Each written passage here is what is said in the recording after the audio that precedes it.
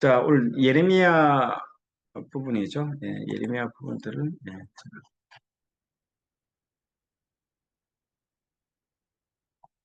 지금 이제 이런 이제 부분들이 예레미야라고 이제 보여집니다. 잠깐만요.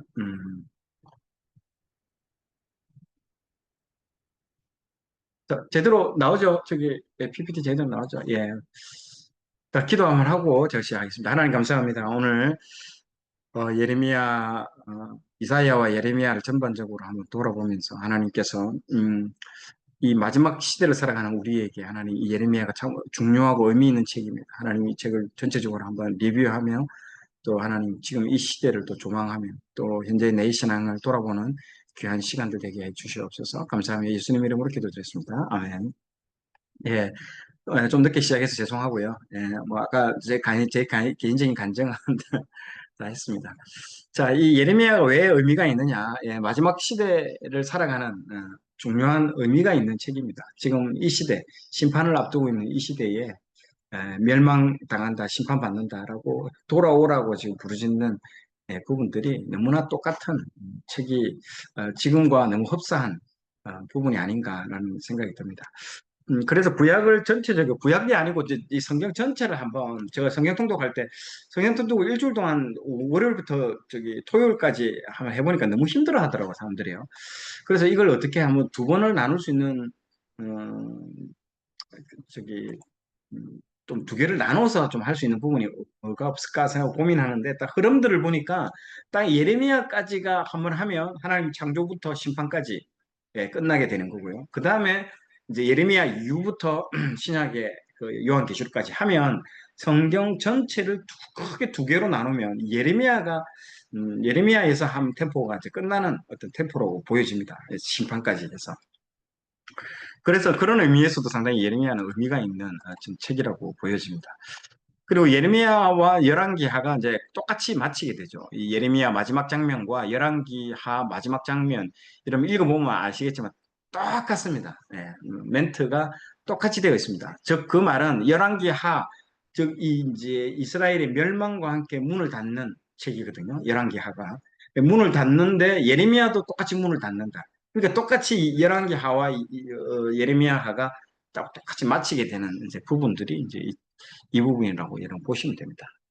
자, 마치기 전에 이제 구약을 한번 전체적으로 한번 보면요. 올드 테스트먼트입니다. 예, 구약을 전반적으로 한번 다시 한번 리뷰를 해보면 이 창세기, 출애굽기, 레위기, 민수기, 신명기 이 약속의 말씀.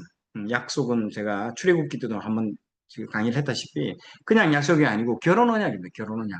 너와 내가 결혼을 했다. 신해산 언약은 결혼 언약으로 여러분 푸셔야만이 이 구약 전체가 풀리게 됩니다. 그래야 우리가 자꾸 하나님을 안 쳐다보고 다른 우상 숭배를 할 때에 이거는 바람 폈다라고 보는 거거든요. 신부가 신랑인 하나님의 신랑을 놔두고 다른 남자를 쳐다보는 것으로 이렇게 이 에스겔이라든지 뒤에 우상 숭배를 통해서 나타나는 부분들이 이 소선지서서에 하나님이 그렇게 울부짖고 하는 내용들이 이 약속이 결혼 언약이라고 이런 거 보시면 다 이해가 됩니다. 그리고 그 모세 오경 중에서도 가장 핵심인 레위기 부분에서 이제 얘기를 할 수 있습니다. 쭉 이거는 예전에 설명을 했기 때문에 넘어가도록 하겠습니다. 자, 그래서 이걸 한마디로 말해서 창세기, 출애굽기, 레위기, 민수기, 신명기 왼쪽에 있는 이 다섯 가지 모세 오경의 이 책의 핵심입니다. 이제 이 말씀, 율법을 주시거든요. 이 다섯 가지 책을 통해서 율법을 주는데 율법을 이 여호수아와 사사기, 룻기, 사무엘 상하, 열왕기 상하, 역대 상하, 에스라, 느헤미야, 에스더를 통해서 이건 역사서거든요. 중간에 이건 고속도로로 쭉 흘러가는 건 이 역사서라는 거죠. 이 역사서는 뭘 보느냐? 이 모세 오경의 율법대로 인생을 살았냐 안 살았냐를 확인하기 위해서 보여주는 책이 이 역사서입니다. 여호수아부터 에스더까지가. 그래서 인생을 살았냐 안 살았냐 그 포커싱은 다른 거 볼 거 없습니다. 역사서에서 볼 거는요. 율법대로 그대로 행했냐, 안 행하지 못했냐라는 것들을 보면 이런 거 딱 맞습니다. 잘 지켰냐, 잘 안 지켰느냐. 이제 요거를 통해서 우리가 알 수 있고, 잘 지켰을 때는, 하나님, 정말 이 모세 오경의 율법대로 인생을 살아보니까 너무너무 좋군요. 너무너무 좋아요. 이게 시편. Thanks God입니다. 하나님 너무 감사해요. 그리고 잠언, 하나님의 그 잠언 율법대로 살아갈 때 이런 지혜를 주시고 너무 감사하다. 그리고 살지 못했을 때의 그 전도서, 그리고 그 이제 뭐 살지 못하고 어려웠을 때의 그 모든 그 과정들, 그 전도서를 통해서, 그리고 하나님과의 그 율법 가운데 깊이 친밀한 감에 들어갈 때 만나는 책이 아가서, 그리고 이렇게 하나님 말씀대로 사는 사람이 또 욥기를 통해서 또 이걸 알 수 있는 거죠. 그래서 전반적으로 이 시가서의 문학을 통해서 하나님 이 말씀대로 살아보니까 너무너무 행복하고, 하나님의 어떤 그것들 살았을 때 내가 느끼는 그런 감정들, 예, 그런 것들을 나타내주고요. 오히려 이제 위에 있는 소선지서, 대선지서를 통해서 이 말씀대로 살지 않았을 때 하나님께서 선지자를 보내주셔서 돌아오고 빨리 돌아오라, 회개하고 우상을 버리고 돌아오라고 얘기하는 게, 예, 이사야, 예레미야, 뭐 아모스, 호세아, 뭐 이런 쭉 책들을 통해서 돌아오라는 거죠. 그래서 성경은, 구약 성경은 아주 심플합니다. 그래서 요렇게 여러분 이제 말라기까지 이제 돌아오는 거죠. 그래서 말라기를 통해서 말라기 2장 4절에서 5절에 만군의 여호와가 이르노라, 내가 이 명령을 너희에게 내린 것은 레위와 세운 나의 언약이 항상 있게 하려 함인 줄을 너희가 알리라. 그래서 레위와 세운 언약이 뭡니까? 이 모세오경에 나오는, 이 레위기에 나오는 이 율법들 얘기하는 거예요. 율법. 이 율법들은 너희들이 살았느냐? 그럼 말라기가 구약의 문을 닫는 책이잖아요. 그 말라기의 마지막 부분에, 예, 너희들이 깨뜨렸다라는 거죠. 나와 세웠던 그 언약, 그 결혼 언약을 너희들이 깨뜨렸다라는 거죠. 내가 문제 있는 게 아니고 너희들이 깨뜨렸다. 그래서 하나님이 새로운 언약, 올드 테스트먼트가 아니라 뉴 테스트먼트, 새 언약을 통해서 너희들하고 새 약속을 한다는 거예요. 그게 뭡니까? 예수 그리스도의 십자가 보혈로, 그리고 교회와 언약을 새로 맺겠다는 거죠. 그래서 그 교회가 신약에 와서는요, 제일 중요한 게 교회입니다. 여러분, 개인의 어떤 구원의 차원도 중요하지만요, 더 중요한 게 뭐다? 교회 공동체 가운데서, 예, 이제 이 구원이 일어납니다, 여러분. 그래서 하나님께서는요, 이 교회에 대해서 엄청나게 많은 축복을 하시고, 모든 비밀들은 이 교회에 다 숨겨져 있습니다. 그래서 나중에 에베소에 가보면 예수님과 교회와의 관계를 신랑과 신부의 관계로 비유합니다. 여러분, 그래서 이거는 개인 차원으로 바라보시면 안 됩니다, 신약은요. 그래서 교회 공동체에게 주시는 말씀이에요. 사도 바울도 엄청나게 중요하게 생각하는 게 이 교회의 부분들이라고 보시면 됩니다. 자, 이 예레미야가 이제 대선지서에 속하죠. 이사야, 예레미야, 에스겔, 다니엘 중에 이제 예레미야는 52장, 무려 두 번째로 많은 장들이 여기에 포함될 정도로, 예, 많이 나타나죠. 여기서 이제 이 예레미야는 5명의 왕 시대에 활동했습니다. 요시야, 여호야김, 그다음에 여호야긴, 시드기야, 뭐 이렇게 완전히 이렇게 긴 시간 동안, 완전 오랫동안 40년간 선지자로 활용했고, 예, 진짜로 수많은 왕들을, 예, 경험하게 됩니다. 그래서 예레미야는 뜻은 하나님이 던지다, 기초를 놓는다, 뭐 세우신다, 예, 고향도 아나돗입니다. 이 몰락한 제사장 가문, 이 변방, 어디입니까? 이게 보세요. 지도에 보시면 이 예레미야가 이 예루살렘 위에 있죠. 예루살렘보다도 윗동네에 있는 아나돗이라는 이 동네에서, 예, 태어나게 됩니다. 상당히 여기가 버려진 땅, 아무도 안 가는, 이 진짜 몰락한 제사장 가문들만, 그 제사장들만 가는, 거기서 모여 사는, 이제 그런 데서, 예, 여기서 태어났다는 거죠. 그래서 이제 진짜 하나님께서는 이 예루살렘에 아주 진짜 이제 주류의 어떤 인사들을 쓰지 않고 변방의 사람을 이렇게 쓰고 있는 하나님을 우리는, 예, 만날 수가 있는 거죠. 그래서 우리가 꼭 잘 나가고 큰 교회에 있어서 중요한 게 아니고, 그러니까 하나님께서 또 썼을 때도 작년에 뭐 12.7도 보세요. 부산에 있는 세계로 교회, 변방에 있는 그런 교회를 쓰고 있잖아요. 서울의 큰 교회가 하지 않고. 참, 그런 거 보면요, 아주 하나님께서 쓰시는 때는 꼭 주류, 서울에 있는 뭐 아주 잘 나가는 그런 데 아니라 변방에 있고 전혀 예상치 못해. 저도 마찬가지죠. 뭐저 같은 사람은 누가 주목이라도 했겠습니까? 그런데 하나님께서 쓰시려고 하니까 예레미야처럼, 예, 기라성 같이 혜성처럼 등장해서 하나님께서 사역을 감당하는 그런 사람들을 보내주고 있죠. 자, 예레미야는 상당히 특별한 게 선지자로 처음부터 부른 게 아니라 제사장에서 선지자로 지명된 특별한 경우입니다. 그렇기 때문에 여러분들, 이 왕과 제사장과 선지자는 아셔야 됩니다. 이게 왕은 말씀대로 백성들을 통치하고요. 제사장은 백성을 대표해서 하나님께 나가고, 선지자는 하나님을 대신해서 백성에게 나가는, 존재들입니다. 그래서 왕과 제사장과 이 선지자 이 세 명의 역할, 이 사람들의 존재의 의의가 중요합니다. 상당히 의미 있는 겁니다. 그래서 왕은 어떤 사람이며, 그래서 왕이 말씀대로 백성들을 통치 안 할 때 하나님께서는 선지자를 보내잖아요. 선지자를 보내서 왕을요 굉장히 호통을 칩니다. 때로는 나쁜 왕들은 이 선지자를 바로 거기서 죽여버립니다. 그러면 또 하나님 또 다른 선지자를 또 보내고, 야, 계속 보내죠. 그리고 제사장은요, 백성을 대표해서 이 백성들의 그 어떤 상한 마음, 아픈 마음들을 다 안고 하나님께 나가는 존재죠. 그래서 제사장과 선지자는요, 완전 별도의 존재입니다. 그런데 이 예레미야하고 에스겔 딱 두 명이거든요. 제사장에서 선지자로 부른 사람은 두 명입니다. 에스겔도 제사장에서 선지자로 부른 거거든요. 그래서 이 제사장에서 선지자로 부른 사람들은요, 굉장히 고통을 느낍니다. 딱 두 명이 그러잖아요. 에스겔하고 예레미야 한번 읽어보면 여러분 읽을 때도 고통을 느껴요. 이 책이 얼마나 고통을 느끼는지 몰라요. 왜 그럴까요? 예, 왜냐하면 이 백성들의 고통을 안고 다 짊어지고 하나님께 나가는 존재이기 때문에 공감을 하는 거예요. 굉장히 공감을 많이 합니다. 그래서 이 제사장은요, 백성을 대표해서 모든 사람들의 기도를 다 짊어지고 갖고 나가서 하나님께 아뢰고 하나님 만나러 나가는, 그렇게 되는 거죠. 그리고 요시야 왕과 나이도 비슷합니다. 그래서 이 쌍두마차라고 하거든요. 정치계에는 요시야, 종교계는 예레미야. 그래서 정치와 종교 이 두 분야에 있어서 쌍두마차입니다. 이게 예레미야하고 요시야. 이때가 가장 그래도 다윗과 저기 솔로몬 이후에 좀 뭐 많이 이제 무너져 가고 있을 때 한번 히스기야 때 반짝 한번 또 솟았다가 다시 한번 진짜 크게 한번 음, 용터림하면서 솟아나는 시기가 이때거든요. 요시아와 예레미야가 쌍두마차로, 진짜로 종교계와 정치계를 개혁하면서 나갔던 이 시기, 좀 주목해봐야 될 시기라고 볼 수 있습니다. 자, 그리고 여러분들 이 예레미야를 읽을 때 주목해서 봐야 되는 거, 왜 이렇게 사람들이 예레미야를 싫어하는지 그걸 여러분들 아셔야 됩니다. 그냥 싫어하는 게 아니에요, 여러분. 이유가 있다라는 거죠. 왜냐하면 그 당시 주류 신학은 이사야 신학입니다. 이사야 신학. 이사야 신학은요.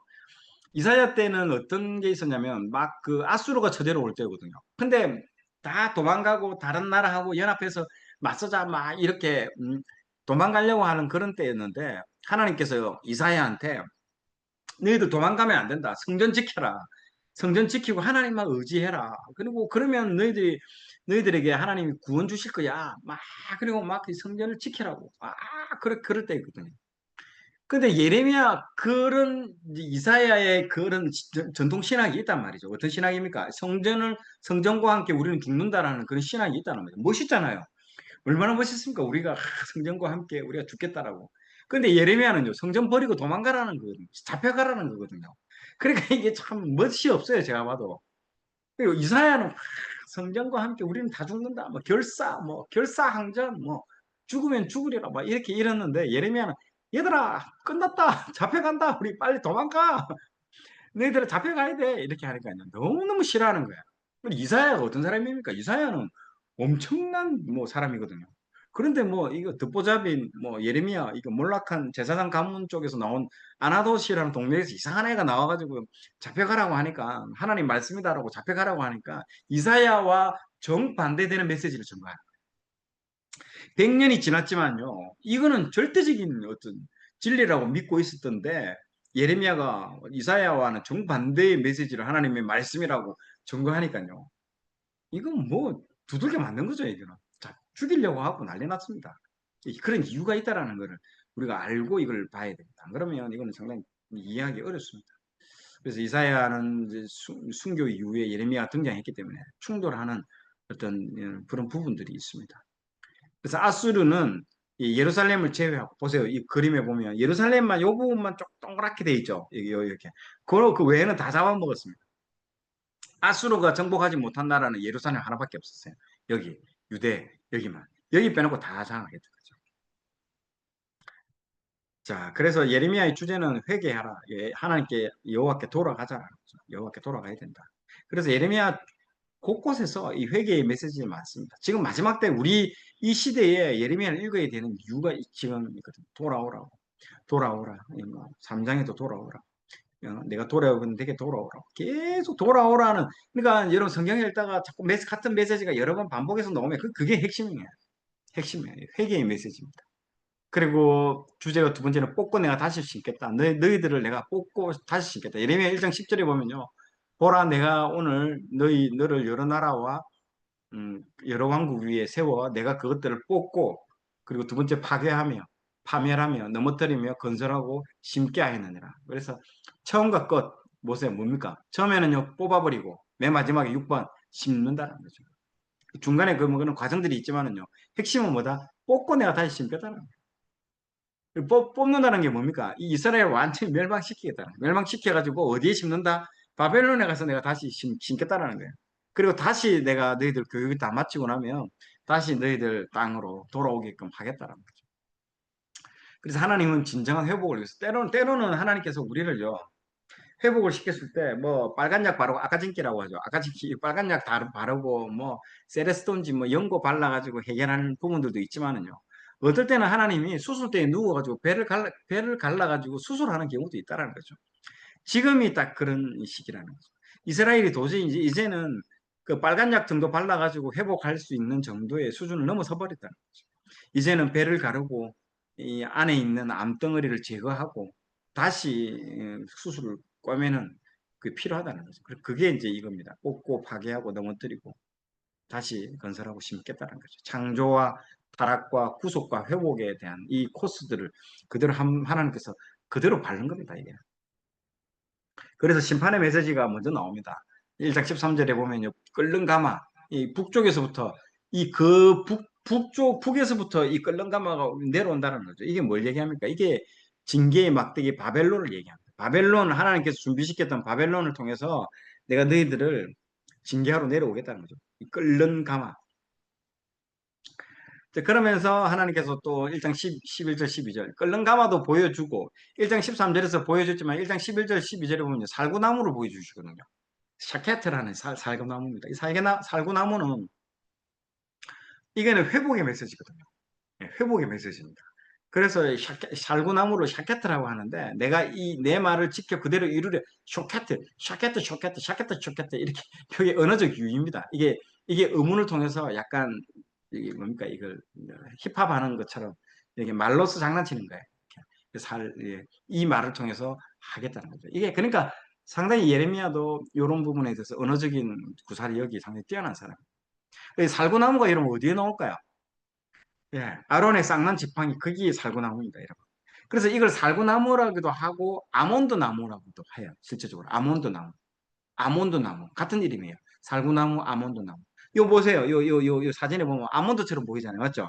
요 모양이, 열매가 아몬드처럼 보이는 형태로 나타나고 있죠. 그래서 이걸 아몬드 나무, 살구나무라고 얘기합니다. 이게 뭐냐면 아론의 쌍난 지팡이에 살구나무 꽂혀서 이 살구나무에서 꽃이 피거든요. 그래서 이걸 회복시키는 아론이 엄청나게 그 나머지 같은 제사장 고라 반역하고 난 이후에 이 사건이 일어난 거거든요. 그 얼마나 상심했겠습니까? 자기 하는 일에 대해서. 내가 이걸 해야 되나? 막 상심할 때 하나님께서 회복, 내가 너를 신뢰한다, 너를 사랑한다, 너를 회복시켜 주겠다라는 그 메시지로 이 아론의 쌍난 지팡이, 12지파 보고 지팡이 다 가져오라고 그러잖아요. 근데 이 아론의 지파에 나온 그 지팡이에게만 이 꽃이 피잖아요. 그 꽃이 나무가 뭐냐면 그때 그 나무가 살구나무입니다. 회복시켜 주겠다라는 거죠. 그래서 회복의 메시지입니다. 예레미야 이 전체 구조를 보더라도 앞부분에 보면 이제 심판, 그리고 또 중간에 고난, 심판과 고난을 통해서 들어오고 하나님의 멸망시키겠다는 거죠. 그걸 통해서 이 전체 구조도 이런 겁니다. 그래 중간중간에 회복의 메시지를 중간중간 계속 끼워 넣는 부분들도 나옵니다. 그래서 왜 예레미야는 울었느니까 공감하는 거죠. 이게 왜냐면 아까 제사장이라 했잖아요. 그래서 예레미야가 울었다라는 것은요, 이 사람의 직업하고 다 관련이 있습니다. 실제로요. 하나님은 자기가 이 사람을 데려올 때도 그 직업하고 다 관련이 있습니다. 쓰는 대로 가져옵니다. 그래서 내가 말했잖아요. 나중에 신약에 가보면 누가도 이 직업이 뭡니까? 이게 의사라는 거죠. 의사. 얼마나 꼼꼼하게 기록하고 디테일하게 기록하고 정확도가 높은지 모릅니다. 의사가 만약에 정확도가 낮아 보세요. 사람 죽습니다. 생명과 관련됐다는 거. 직업이. 직업이 그렇습니다. 세리도 마찬가지죠. 세리, 마태도 세리라는 직업이잖아요. 얼마나 꼼꼼하게 기록했냐는 거죠. 세리라는 그 직업병입니다. 직업병. 이 직업을 하나님 쓰신다라는 거예요. 나중에 모세도 마찬가지죠. 모세도 왕궁에서 했고 이사야도 마찬가지죠. 음, 그런 국제적인 왕족 출신의 그런 것들을 이용해서 하나님께서 그러니까 하나님은요 그렇기 때문에 뭐 그거하고 관련 없는 아무리 은혜가 많다고 해가지고 아무한테나 이 글을 쓰게 하지는 않습니다. 예, 그러니까 쓸만한 사람을 통해서 글을 쓰는 거죠. 모세나 뭐 에스라나 뭐 이런 사람들 통해서 많이 쓰게 하죠. 사도 바울도 그러니까 사도 바울이 대단하죠. 많이 거의 뭐 신약의 거의 3분의 뭐 1 이상 다 써버렸잖아요. 자, 그래서 공감의 선지자인 거죠. 예레미야. 죄지은 백성들을 대표해서 하나님께 나아가는 거죠. 우는 거죠. 이 백성과 하나님을 공감하는 거죠. 이 말 듣지 않는 이 백성들의 연약함도 자기가 체휼하고, 그리고 그 백성을 바라보는 그 하나님의 그 안타까운 마음도 이 사람이 공감하고 하니까, 야, 뭐 쌍방으로 우는 거죠. 백성들 생각해도 울고요. 하나님 생각해도 울고. 계속 울 수밖에 없는 거죠. 그래서 공감의 영성이죠. 그래서 히브리서 4장 15절에 보면 우리에게 있는 대제사장은 우리의 연약함을 동정하지 못하실 리가 아니. 동정이 옛날에는 체휼이라고 그러죠. 체휼. 옛날에는 그렇게 번역이 옛날에는요 이 동정이라고 하지 않고 뭐라고 했는데 맞죠? 이게 체휼인가 뭐 그런 말로 나왔었습니다. 옛날 그 성경에 우리 옛날에 그 천주교와 같이 썼던 성경 위아래로는 성경에는 그렇게 나왔습니다. 다 이게 개역 개정하면서 바뀌거든요. 그래서 이 지금 예레미야는요 자기 사정이 딱해서 우는 게 아니라 백성들이 앞으로 흘릴 눈물, 그 심판 끌려가가지고 바벨론에 끌려갈 때의 눈물, 거기서 살면서 예배 드리지 못하고, 여러분 제일 고통스러운 게 뭐냐면 예배를 드릴 수 없었다는 거죠. 이스라엘 백성들은. 왜냐하면 예루살렘에 그 성전이 있었다는 거죠. 제단이 거기 있었어요. 근데 바벨론으로 끌려가면 제단이 없는 거예요. 제사 드릴 수 있는 제단이 없다는. 거기서 대충격이 일어나는 거예요. 그래서 나중에 어디서 예배드립니까? 강가에서 예배드립니다. 강가에서. 그래서 다 강 주변에서 예배를 다 드립니다. 그래서 나중에 신약에 가보면 사도 바울이 대부분 어디서 예배를 드리냐면 그 회당에서 예배를 다 드렸어요. 큰 곳에 데살로니카라든지 뭐 골로새 뭐 이런 큰 데는 저기 회당이 다 있었어요. 근데 빌립보는 회당이 없어요. 유대인들이 많이 안 살았기 때문에. 그러니까 빌립보에 갔었을 때 저기 사도 바울이 어디서 예배 드린 줄 아십니까? 그걸 아셔야 돼요. 강가에서 예배 드렸어요. 강가에서. 잘 보세요. 강가에서. 그 강가에서 누굴 만났나? 그 저기 뭡니까? 그 자주색 옷감 장수 루디아를 거기서 만나게 돼요. 그 강가에서. 그래서 나는 이 강이요. 굉장히 신비로운 게 있는 것 같아요. 그래서 재단이 없고 회당이 없고 뭐 없을 때는요. 대부분의 사람들이 강에 나와서 얘기해요. 그래서 신약에 보면 네 배에 뭡니까? 생수의 강이 흐른다라고 얘기를 해요. 강이 그리고 저기 누굽니까? 아브라함이 어디를 건넙니까? 강을 건너요. 유프라테스 강을 건너가지고 밑에 내려오는 거예요. 그리고 유대인 이게 히브리인이라고 그러잖아요. 히브리 뜻이 뭐냐면 강을 건너는 사람이라는 뜻이에요. 그 히브리가 강을 건너는 사람들. 그리고 세계 4대 문명도 다 강으로부터 시작되거든요. 맞잖아요. 메소포타미아 나일강, 황하강 뭐 있잖아요. 다 강으로부터 시작됩니다. 우리나라도 보세요. 한강이 있잖아요. 독일은 라인강, 프랑스는요, 세느강. 다 강 주변으로 도시가 다 이루어지고, 강이 뭔가 의미 있는, 아주 중요한 의미 있는 뜻합니다. 나중에 보면 또 나옵니다. 그리고 백성들이 흘릴 그래서 이게 나중에 이제 거기서 예배를 드립니다. 나중에. 그래서 강 주변에서 막 예배를 드리는 장면이 많이 나옵니다. 이스라엘의 멸망 원인은 세 가지가 있다. 우상 숭배했던 거, 종교 형식주의, 정의와 공의의 부재. 이 세 가지를 하나님께서 질책을 합니다. 너희들이 왜 우상을 섬기느냐? 너희들이 왜 진짜 참 웅덩이 나를 찾지 않고 너희들이 막 웅덩이를 파가지고 너희들이 스스로 해결하려고 하느냐? 그러니까 참 우리도 그렇잖아요. 우리가 우리 인생을 개척하려고 그러잖아요. 하나님께 묻지 않고 하나님께 의뢰하지 않고 하나님께 믿고 신뢰하지 않고 우리가 우리 인생을 개척하려고 하는 건 많거든요. 근데 그걸 무슨 웅덩이라고 합니까? 터지는 웅덩이라고 그러잖아요. 새 나가버립니다. 우리가 그러잖아요. 돈도 우리 힘으로 엄청 돈 모았는데 뭐 누가 아파가지고 돈이 확확 새 나가고 그런 경우 참 많아요. 우리 인생 하나님 지켜주지 않으시면요. 우리 인생이라는 게 다 의미 없게 하나님이 그렇더라고요. 의미 없게 만들어버려요. 우리의 그 과거의 모든 수고를요. 그냥 의미 없게 만들어. 그런 말 하잖아요. 그래서 파수꾼의 그 수고가 의미 없게 하나님이 그거를 그 성을 지키지 않으면 파수꾼의 그 모든 노력들이 헛일이 되게끔 만들어 버리게 해버린다는 거죠. 그래서 그걸 이스라엘에게 책망하고 있는 거예요. 우상숭배도 우상숭배가 다른 게 아니에요. 하나님 버리고 바알을 섬긴 게 아니에요. 안식일에는 하나님도 열심히 섬기고 평일날에는 바알도 열심히 섬기고 이게 짜증이 난 거예요. 이게 진짜 못 참겠다라는 거죠. 그래서 두 집 살림하는 거예요. 두 집 살림하는 거. 그, 예. 그러니까 이스라엘 사람들이 욕심이 많거든요. 그래서 이제 엘리야가 그겁니다. 유일시라는 엘리야 왜 한 하나님을 섬기지 않고 이거 섬기냐 이거 얘기하는 거예요. 그냥 떠나버리면 고생해가지고 다시 돌아올 텐데 이건 떠나지도 않는 거예요. 이 이스라엘은요 떠나지도 않고 예배에는 주일날 되면 또 이게 안식일날 되면 꼬박꼬박 나와가지고 또 뭐 열과 성의를 다해서 하나님께서 섬겨. 또 평일날에는 왜냐면 이 농사를 짓는 이 바알 이 가나안은 농사 문화잖아요. 평일날에는 농사를 짓기 때문에 이 농사의 신은 바알 신이거든요. 그래서 농사 지을 때는 바알 신한테 섬기고 안식일의 신은 하나님이고 이렇게 섬긴대요. 그래서 여기도 축복받고 저기도 축복받고 거기에 하나님이 구역질을 한다는 거예요. 가라 이러는 거예요. 오지 마라. 오지 마라. 그래서 이 우상 숭배와 예배에 대한 자세. 그러니까 바알에게 분양하면 너희가 알지 못하는 다른 신들을 따르면서 이제 내 이름으로 일금을 받는 이 집에 들어와 가지고 내 앞에 서서 말하기를 우리가 구원을 얻었나이다 하느냐. 내가 말했던 그 얘기냐. 역겹다라는 거야. 두 집 살림하면서.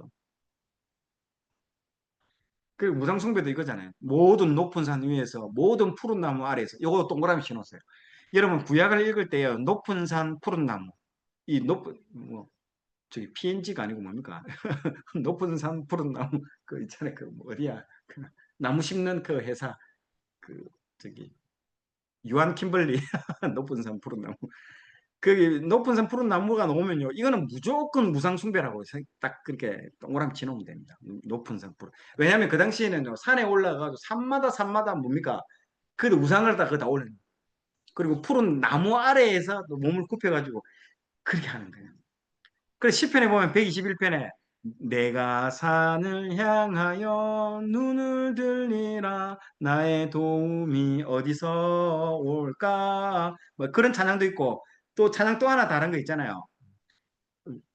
눈을 들어 산을 보아라. 맞죠? 너의 도움 뭐 어디서 오나 천지 지으신 나뭐 나를 만드신 여호와께 오로라. 이 찬양 똑같은 찬양이 두 개나 있잖아요. 보세요. 같은 이 시편 121편. 이게 지금 뭔 얘기하냐면 중의법 얘기하는 중의법. 이중적인 의미입니다.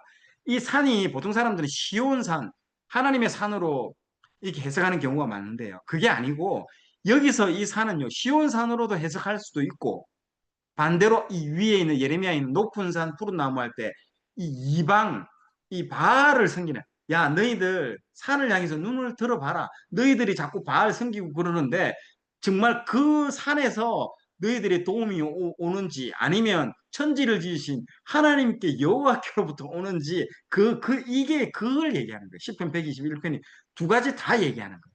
아주 놀라운 이 뜻이 중의적인 표현이 다 있습니다. 내가 산을 향해 시온산 하나님이 만든 시온산을 눈을 들고 거기서 도움이 어디서 올까 그 뜻도 되지만은 한편으로는 그 산이 바알을 섬기는 그 산으로 해석해도 이건 다 해석이 돼요. 그러니까 여러분 이런 시들이 굉장히 좋은 거예요. 이렇게 해석해도 되고 저렇게 해석해도 되나 그 얘기하는 겁니다. 그래서 높은 산 푸른 나무 잘 기억해 놓으십시오. 높은 산 푸른 나무. 자, 또 하나는 종교 형식주의. 요게 나중에 이제 말라기나 이때 말라기 마태복음까지. 그러니까 사복음서의 당시의 분위기가 이 종교 형식주의예요. 이제 신약으로 넘어가면 우상숭배 안 합니다. 여러분 내가 말했죠. 다니엘서 이후에는 우상숭배는 거의 안 나오지 않습니다. 한번 바벨론에 가가지고 한 번 엄청나게 고생하고 나서부터는 다시 이제 다른 신은 없다라는 걸 확실히 느껴요. 이 다니엘과 세 친구가 그 엄청난 절하지 않는 그 사건을 통해서 깨닫게 되는 거죠, 사람들이. 아, 하나님 유일신이다는 거.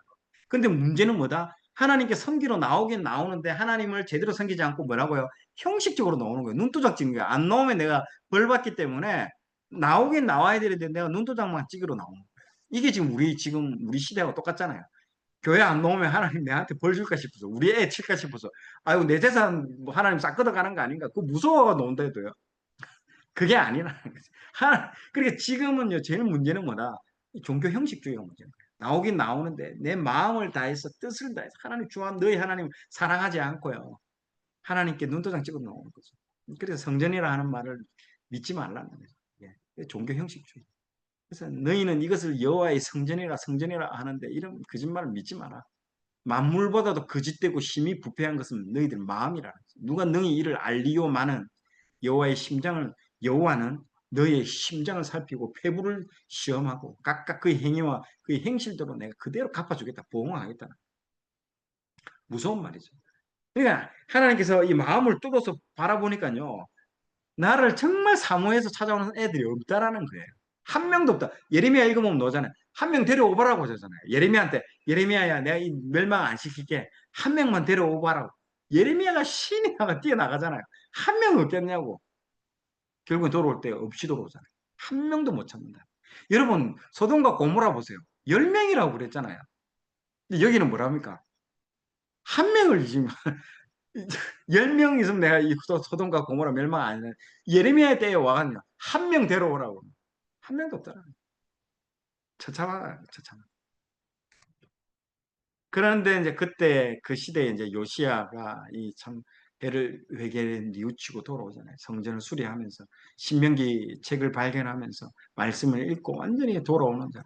그래서 그 옆에 읽어주는 그 사반 남자. 이 사반의 아들이 나중에 예레미야를요. 그 예레미야가 그 어디에 저기 그 어디 밑에다가 그 우물 안에 쳐넣어 버리잖아요. 그래가지고 우물가 여기서 왔다 갔다 하잖아요. 숨이 쉬다 죽을 동 죽다가 살다가 얘 살아나오잖아요. 그때 그 예레미야 우물통 거기서 건져준 사람이 누구냐면 이 옆에 이거 글 읽어주는 이 사반의 아들이 예레미야를 구해줍니다. 목숨을 구해주는 거예요. 참 보면 그래 돕는 사람이 있는 거예요. 죽을 때도 하나님께서 꼭 그 돕는 사람을 남겨둡니다. 여러분 그 엘리야 때도 그 누굽니까 오바데아가 이름 똑같은 사람 성경에 오바데아가 있는 그 사람 말고 동명이인인데 그 엘리야 때 그 저기 내무부 장관 그 대신 그 아합의 그 내무부 장관 역할을 했던 그 사람이 오바데아거든요. 그 사람을 딱 그 50명을 살리잖아요. 100명을 살리잖아요. 선지자 50명을 땅에다가 파가지고 그 묻어 놔가지고 저녁에 와서 먹을 거 주면서 살리잖아요. 참 그런 거 보면 아무리 악한 시대에도 하나님께서는 그런 사람들을 살려두고 돕는 자를 놔두는 거예요. 생각해보세요. 오바댜 이런 사람들이 제가 어떤 친구들이 저한테 그 젊은 친구들이 상담을 하러 와요. 우리 회사가 이렇게 악하다. 우리 회사가 참 문제가 많다고. 그래서 이 회사를 나와야 되지 않겠냐고. 나와야 되는 것 같다고. 딱 그렇게 저한테 상담을 하러 오거든요. 그럼 제가 꼭 해주는 말이 오바댜 얘기를 해줍니다. 그런 사람을 남겨둔다라. 그 악한 회사 가운데도 그런 사람을 왜 두겠습니까?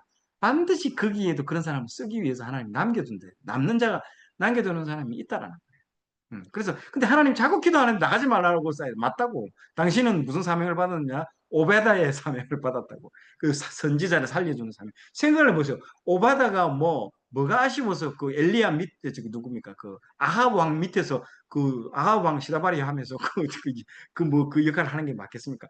자기 월급 안 받아도 좋으니까 나 엘리야한테 찾아가 엘리야 밑에서 나 굶어도 좋으니까 자기는 그 밑에서 사역하겠다라고 생각하지 않았겠을까요? 그런데 하나님 그 허락하지 않잖아요. 어디서 허락합니까? 아합 왕 밑에서 너 거기 있어라. 그래가지고 그 있었는데 결국에는 그 사람 덕분에 100명의 선지자가 결국에는 그 아합과 이세벨 밑에서 살아남잖아요. 그 살리는 역할을 하잖아요. 그게 면면이 이어져가지고 그래서 이스라엘을 새롭게 하는 역할을 만드는 역할을 하잖아요. 참 마지막 아무리 악한 시대에도요 하나님께서 남겨주는 사람이 있습니다. 그리고 이런 사람을 돕게 하고 엘리야 또 예레미야 이사야를 돕는 사람을 하나님 줍니다. 그래서 베델 머기또까지 가가지고 우상 철거 작업을 하죠, 요시야. 그 요시야의 가장 그 놀라운 업적은요, 다른 게 아니에요.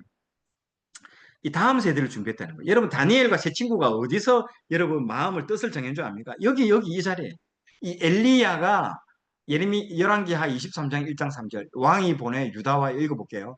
이 왕이 여기 요시야 왕을 말합니다. 왕이 보내 유다와 예루살렘의 모든 장로를 자기에게 모으고 이에 왕이 여호와의 성전에 올라가매 유다 모든 사람과 예루살렘 주민과 제사장들과 선지자들과 모든 백성이 노소를 막론하고 노인과 어린아이를 막론하고 다 왕과 함께 앉으라. 왕이 여호와의 성전 안에서 발견한 언약책을 모든 말씀을 읽어서 다 사람들이 무리에게 귀에 들리고 왕이 단위에 서서 여호와 앞에서 언약을 세우되 마음을 다하고 뜻을 다하고 여호와께 순종하고 그의 계명과 법도와 율례를 지켜 이 책에 기록된 언약의 말씀을 이루게 하리라 하며 백성이 다 그 언약을 따르기로 하니라. 뜻을 세웠다는 거죠. 여기 이제 앉아있죠. 여기 그림 밑에 보세요. 앉아있는 조그만 꼬마들 있죠. 얘들이 다니엘과 그의 세 친구들이에요. 그리고 에스겔이에요. 에스겔. 제사장. 그 어린 제사장. 여기 앉아있었다는 거예요. 그래서 그 애들이, 아니, 생각해보세요. 여러분, 여기 한국에 있을 때도 못 되지도 안 하고, 해외 나가면 막 그냥 자포자기 해버리죠. 마약하고, 막, 지 마음대로 살아가고, 막, 이 나라도 망했는데, 뭐, 내가 뭐, 제대로 살아서 뭐 하겠냐고. 그냥 다 풀릴 대로 다 풀려버리죠. 그런데, 아니 예루살렘도 아니고 그 바벨론에 가가지고 어떻게 그런 신앙을 보일 수가 있냐는 거죠. 이해할 수 없는 겁니다. 그게 어디서 출발했다?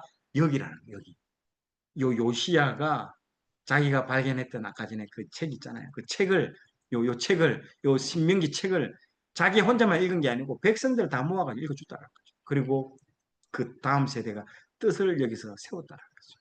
이게 대단한. 그래서 그걸 뭐라 합니까? 요시야 키즈 세대라고. 요시야 키즈 세대. 2002년도는 모든 애들이 뭐만 했을까요? 축구만 했대도요. 2002년. 그래서 2002년 키즈 세대는 축구 세대잖아. 야구 하는 애들도 야구 다 때려치우고 축구로 넘어가는 세대. 그런 세대가 있다는 거죠. 말씀의 세대. 그래서 우리가 그 당시에 막 80년, 90년대 막 그 여의도에 막 순복음교 빌리 그레엄 목사님 그 세대가 이 말씀의 키즈 세대. 그런 키즈 세대죠. 그때 목사님들 얼마나 많이 좋은 목사님들이 많이 세워졌겠습니까? 그 키즈 세대죠. 그래서 요시아가 그런 다음 세대를 세운 거죠. 그래서 말씀을 읽어주고 언약하고 모두 따르기로 작정을 하고 그 어린 심령들 가운데 뜻을 정하겠다는 거죠. 그러니까 그 바벨론에 가서 그 놀라운 진짜 풀무불을 들어가는 그런 신앙을 했다는 거죠. 그 결과로 그 이후로는 모든 우상숭배가 끝났다는 거죠. 단번에 우상숭배가 끝나버리죠. 다니엘을 통과하면서. 그러면서 1차 포로, 2차 포로, 3차 포로 끌려가잖아요. 그리고 1차 포로 때 다니엘과 친구들이 끌려갔죠. 2차 포로 때 에스겔이 끌려가잖아요. 다니엘과 에스겔이 그렇게 놀라운 일들을 해내는 겁니다. 이거 뭐 여호야김, 첫 번째가 여호야김이라고 그랬잖아요. 1차 포로 때 끌려갔대 이 왕 이름이 여호야김이에요. 김의 김씨도 아니고 이상한 김씨인데 여호야김이 보세요. 요 예레미야가 써가지고 왔던 예레미야 초고를 보세요. 면도칼로 잘라가지고 여기 불에다 화롯불에 던지잖아요. 불에 다 타버렸습니다. 이게 초고가 다 날아가 버렸습니다. 여러분 우리가 지금 읽고 있는 이거는요 초고가 아니고 두 번째, 세 번째 보세요. 다시 머리를 첫 번째 떠오르는 게 다시 기억을 더듬어 가지고 썼던 게 지금 이 예레미야. 그리고 예레미야 읽어보면 조금 왔다리 갔다리. 그래 보세요. 이 바룩이라는 사람이 옆에서 구술해 주. 예레미야가 읽어주고 바룩이 옆에서 대신 구술해 주잖아요. 약간 예레미야가 눈치 보잖아요. 보세요. 미안한데 다시 한 번 더 써주라고.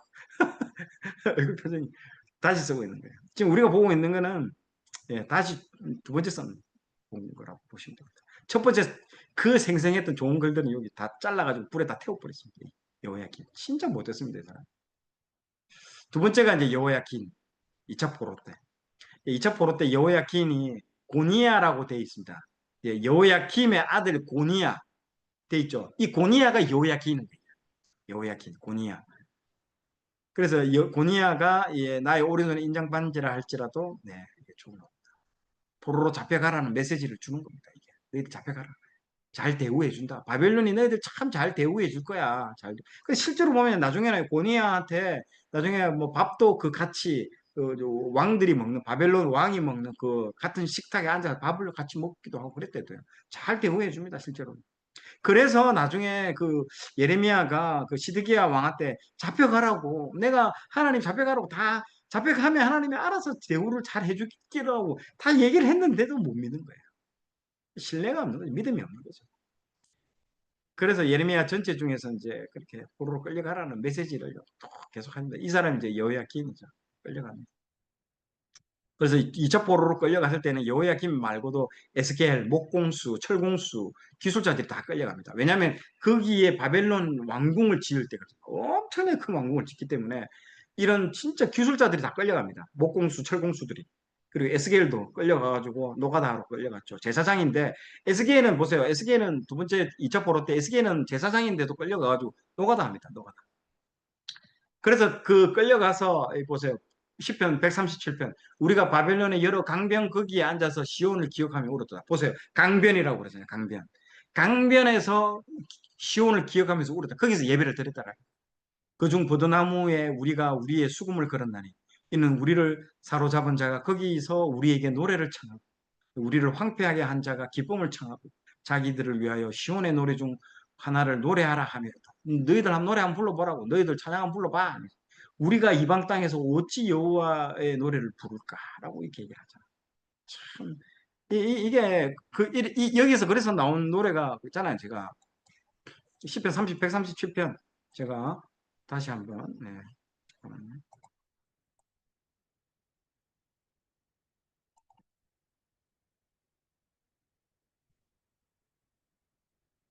자, 공유를 하겠습니다. 자, 한번 들어보십시오. 잠깐만요.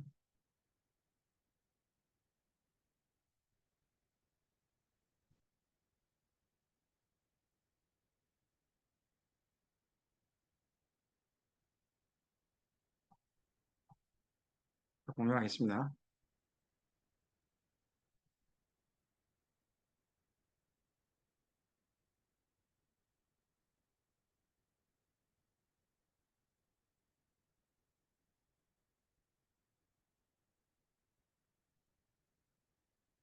소리 들리십니까?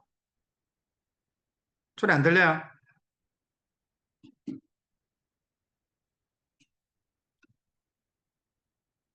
안 들려?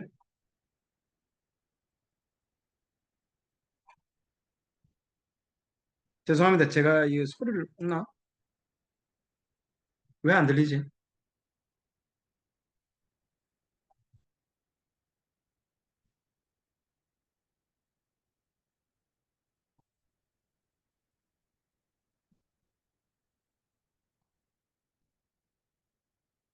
잠깐만요. 이 소리를 빼고 한번 해볼게요.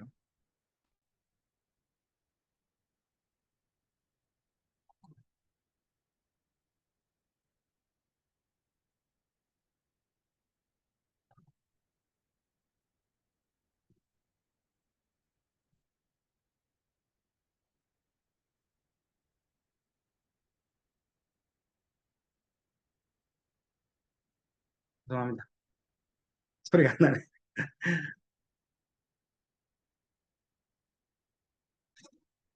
제가 지금 여기서 소리가 안 나거든요. 이게 어디서, 왜 소리가, 음,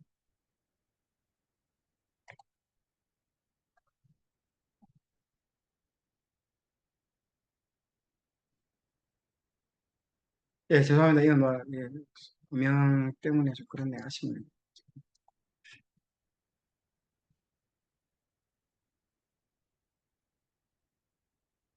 계속 하겠습니다. 시간도 다 돼가지고, 잠깐만요.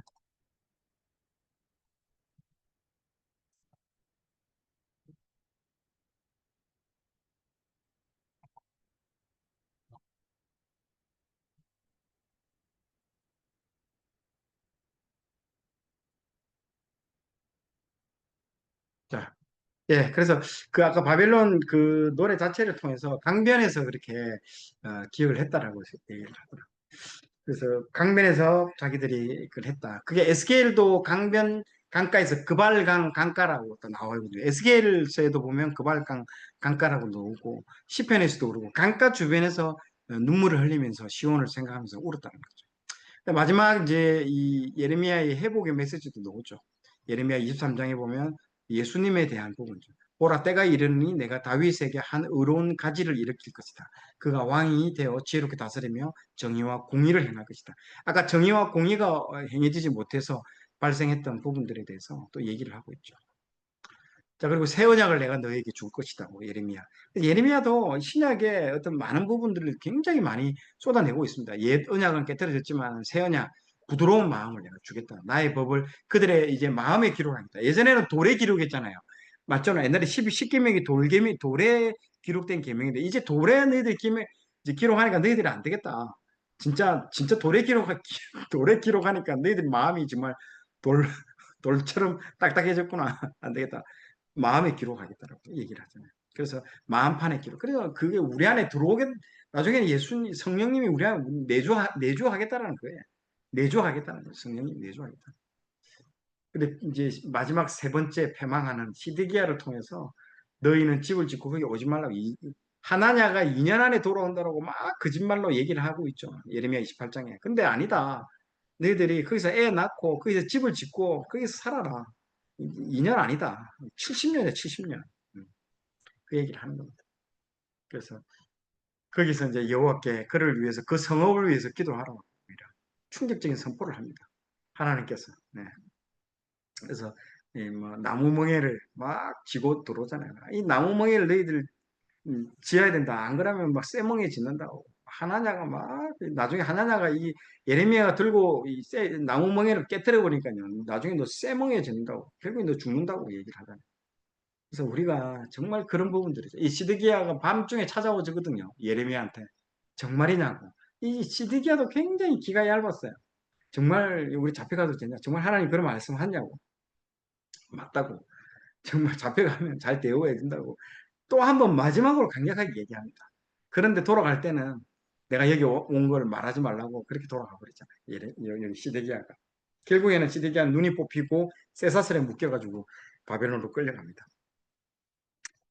그래서 마지막에 이 3차 포로 이시드기야가 그래서 나중에 성전도 망하게 되고 예루살렘도 망하게 되고 예루살렘도 멸망을 당하게 되는 이제 그런 얘기입니다. 그래서 끌려가서 이루어지는 얘기들이죠. 그래서 예레미야가 나중에 끝나고 나서 예레미야도 약탈 명령도 받게 되고 이렇게 됩니다. 그래서 예레미야 애가가 이 약탈 명령의 결과죠. 그래서 끝까지 저항 결과 저항 안 했으면 약탈 안 하거든요. 그렇습니다. 이게 뭐 징기스칸도 그렇고 실제로 이 제국에 하는 사람들은요 순순히 항복을 하면 이런 약탈 명령을 안 내립니다. 치안을 유지시킵니다. 그런데 시드기야가 예레미야의 말을 끝까지 믿지 않고 끝까지 저항하다가 도망을 가버리자 이 약탈 명령이 내려져 버린 거예요. 그러니까 완전히 예루살렘이 쑥대밭이 돼버린 거예요. 너희들 마음껏 약탈해라. 그러니까 완전히 뭐 이거는 뭐 진짜 처참한 거야. 그래서 예레미야 얘가 2장 11절에 보면 내 눈에 눈물이 상하여 내 창자가 끊어지며 내 간이 땅에 쏟아졌으며 이는 내 딸 백성이 패망하여 어린 자녀와 젖먹는 아이들이 성읍 길거리에서 기절함이로다. 이게 처참한 광경들이 나타나게 되는 것이죠. 하나님의 그걸 못하게 될 때. 그래서 양쪽 다 망하게 됐다는 그 얘기를 하는 거예요. 자, 그래서 이 부분들이 오늘 이걸로서 이제 끝나게 되는데요. 그럼 예레미야 이걸 통해서 지금 우리에게 주는 굉장히 중요한 메시지가 있습니다. 이 예레미야의 메시지는 지금 우리에게 또 마지막 하나님께서 주시는 메시지, 돌아오라는 어떤 회개의 메시지. 지금 여러분들 메시지 우리가 강단에서 해야 될 메시지는요, 회개의 메시지입니다. 회개의 메시지. 그것만 전해야 돼요. 이제 주님께서 곧 다시 오실 때에 이 정말 점도 없고 흠도 없고 티도 없는 이런 거룩한 주님의 거룩한 신부들을 찾으러 오시기 때문에 우리를 지금 매일매일 씻어야 돼요. 매일매일 회개하고 바를 수 있는 일을 해야 됩니다. 우리가 목욕을 했다라는 건 뭡니까? 우리가 구원받았다는 거죠. 구원받고 난 이후에 우리의 삶의 모든 것은 바를 수 있는 거예요. 바를 수 있는 거. 그러니까 세족식처럼. 그게 뭡니까? 그게 매일매일 회개하는 거예요. 회개. 우리를 통해서 하나님께서 우리의 아주 부드러운 아까 예레미야 말했잖아요. 이게 마음이 가면 갈수록 딱딱해지거든. 딱 웬만한 거에는 죄감도 못 느낀대요, 우리. 마지막 때 살아가는 사람. 근데 하나님 계속 우리를 깨끗하게 하시는 분들은요, 굉장히 마음 가운데에 굉장히 이게 뭐라고 해야 되까 조그만 거 하나에도 굉장히 마음 아파하고 그렇게 되는 사람이 있습니다, 진짜. 그렇지 않고 정말 뭐 대범하게 거짓말해도 눈 하나 바뀌지 거짓말하고 기독교 인도성에서도 이제 그렇게 하나님께서 마지막에 그 심판의 때에 그걸 통해서 그걸 보여줍니다. 그래서 우리가 그런 시대를 마지막 우리가 때가 살아가야 되기 때문에 예레미야는 한 번씩 우리가 예레미야를 꼭 읽으면서 그걸 여러분들 그걸 봐야 됩니다. 이제 뭐 오늘 이제 어제부터 계속 이제 읽어 나가기 시작하는데 그래서 또 한편으로는 우리가 마지막 때 우리의 신앙이 자유함을 넘어서 이제 뭐 천국 열차 올라탔다고 우리가 뭐 자유함을 넘어서 방종까지 치달을 때가 많거든요. 항상 신앙은요 이게 보니 시소타는 거죠. 이게 너무 그렇게 율법주의에 매여가지고 그렇게 될 경우에는 하나님 한 번씩 이렇게 또 하고 또 여기에 너무 지나쳐가지고 자유함을 넘어서 너무 또 방종으로 치달으면요 또 하나님께서 또 이렇게 그래서 너무 자주는 아니더라도 한 달에 1년에 한 번 정도는요 여러분 천국과 지옥 관련된 그런 책들이 있잖아요. 그러니까 이단들이 쓴 거 말고 정말 좋은 건강한 어떤 출판사에서 좀 그런 분들이 썼던 책들을 꼭 한번 읽으십시오. 천국과 지옥의 그 어떤 감정들을 읽으시면 여러분들 우리 방종하는 우리 신앙생활 마음껏 자유함 가운데 그 자유함을 느끼는 거는 진짜 중요해요. 그 중요해요. 그런데 그게 지나치면 방종에 방종에 치닫습니다. 예, 그런 것들 한번 보면 좋습니다. 뭐 누구더라 이름 그분이 생각 안 나네.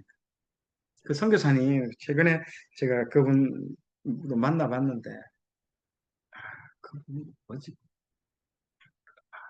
일름키도 그 태국에 있는 선교사님인데 그 선교사님 이름 생각 안 나네. 그 감정이 참 좋더라고요. 저는 그 감정도 좋고 제가 나중에 한번 그게 올릴게요. 그 카톡방에 올릴게. 그 감정들 한번 보시면 우리의 그 신앙을 한 번씩은 너무 신비주의처럼 맨날 천국, 지옥 감정 매일 보는 것도 문제지만은요. 그, 너무 천국, 지옥 그 얘기를 아예 뭐 안 하게 하는 그런 교회들도 이상해요. 그걸 들어야만이 우리가 천국, 지옥에 대한 부분들을 우리가 분명하게 인식을 하고 있어야만이 우리의 신앙에 있어서. 그리고 예레미야가 그 심판인 거야. 우리가 언젠가는 우리가 심판대에 선다라는 걸 우리가 잊으면 안 되는 거예요. 우리 신앙에. 그래야만이 우리 신앙이 방종을 갖지 않습니다. 예. 그리고 또 상급이 있다는 거죠. 우리가 항상 상이 있다는 거죠. 상과 우리가 심판대에 선다는 그걸 절대 잊어서는 안 돼요. 그래서 너무 자주는 아니지만 저는 1년에 한 번 정도는 꼭 내 신앙이 조금 침체를 긋고 또 뭐 말씀을 들어도 눈물이 나지 않고 말씀을 들어도 그냥 밍숭맹숭해질 때 있잖아요. 근데 꼭 천국 지옥 관련된 그런 간증을 꼭 한번 책을 읽든지 간증을 듣든지 한번 들으십시오. 그러면 번쩍 또 내가 또 깨어나게 되거든. 하나님께서 그렇게 해주십니다. 자, 오늘도 수고 많으셨습니다. 예, 수고 많으셨고 제가 기도하고 오늘 마치도록 하겠습니다.